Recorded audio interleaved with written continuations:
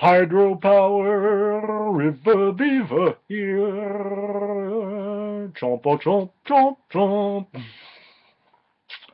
On 9/2013, President Obama signed into law the Hydropower Regulatory Efficiency Act of 2013.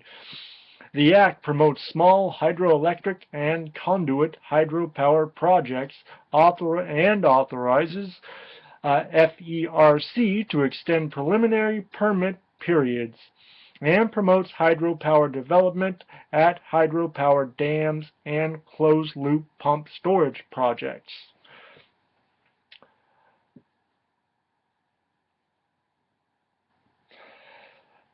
Hello, hydropower the River Beaver here.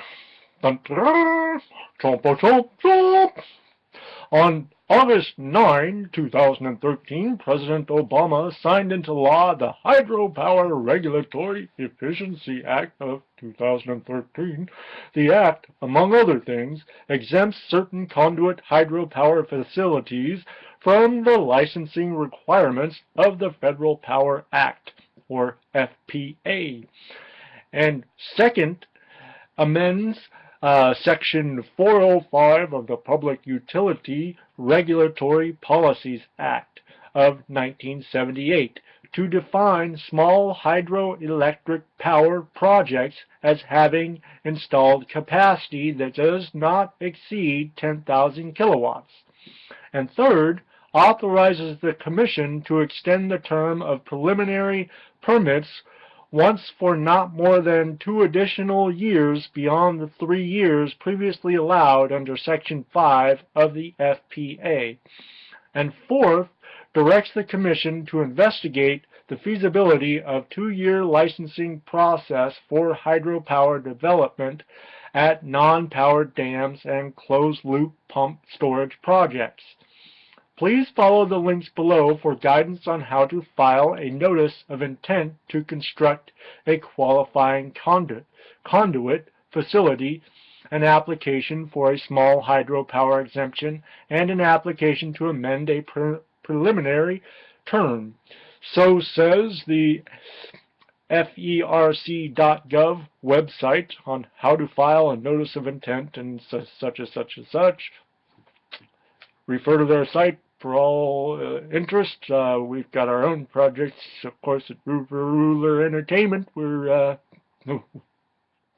going to procure. Here's the process and the guidelines. Hello, Jeremy the River Beaver here, and today we're going to discuss some information off of the National Institute of Standards and Technology government website regarding energy conservation. Their programs and projects.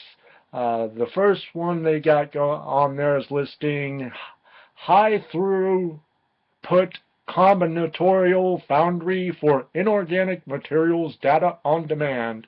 They develop combinatorial measurement methods and meteorologies for rapid generation of comprehensive and consistent data sets. Next, they have the Smart Grid program, which the objects of the Smart Grid program, chomp, chomp, chomp, chomp,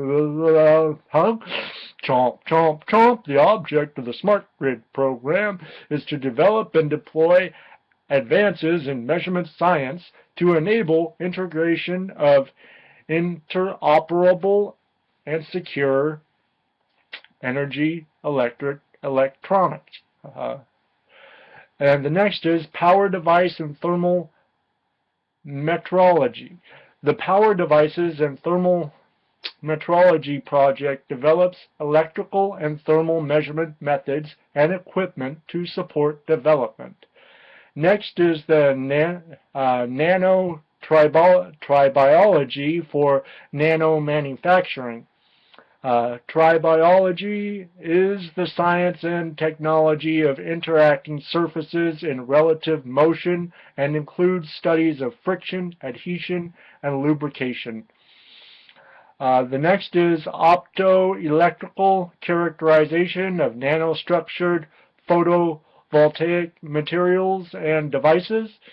Photovoltaic technology is usually categorized into 3 generations. 1, devices based on polysilicon devices, based on thin film direct, and there's more. There's a 3rd one. The next is measurement and standards for thermoelectric materials.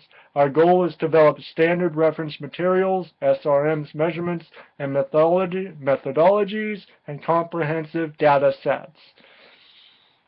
And so conclude, there are instruments, electronic nano devices laboratory. They are developing measurements and fabrication capabilities for nanoscale characterization of electronic nano devices relevant to energy transport. And so concludes another exciting episode of the River Beaver Report. Chomp, chomp, chomp. Bye, bye, bye.